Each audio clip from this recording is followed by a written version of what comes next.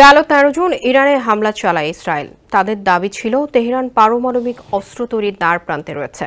তবে আন্তর্জাতিক পরমাণু শক্তি সংস্থা এবং যুক্তরাষ্ট্রের গোয়েন্দা সংস্থাগুলো একাধিকবার স্পষ্ট করেছে তেমন কোনো প্রমাণ পায়নি।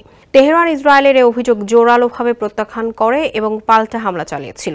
ইসরায়েলের সাথে সংঘাতে ইরানের কয়েক ডজন পরমাণু বিজ্ঞানী নিহত হওয়ার পর জীবিত বিজ্ঞানীদের আত্মগোপনে পাঠানো হয়েছে। ইসরায়েল আবারও হামলা চালাতে পারে এই আশঙ্কায় তাদের আত্মগোপনে পাঠানো হয়। দ্য টেলিগ্রাফের প্রতিবেদনে এই তথ্য প্রকাশ পায়।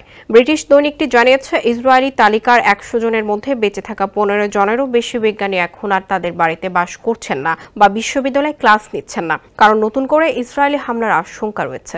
ইরানের একজন জ্যেষ্ঠ কর্মকর্তার বরাত দিয়ে এটি জানায় দ্য টেলিগ্রাফ। কর্মকর্তারা বলেন, বিজ্ঞানীদের তাদের পরিবারের সদস্যদের সাথে তেহরানে এবং দেশের উত্তর উপকূলে নিরাপদ জায়গায় স্থানান্তরিত করা হয়েছে। তাদের স্থানে বিশ্ববিদ্যালয়গুলোতে এমন ব্যক্তিরা শিক্ষকতা করছেন যাদের পারমাণবিক কর্মসূচির সাথে কোনো সম্পর্ক নেই। এদিকে বিচার বিভাগ জানিয়েছে, বুধবার ইসরায়েলের পক্ষে গুপ্তচর বৃত্তি করার অভিযোগে একজনকে মৃত্যুদণ্ড দিয়েছে ইরান।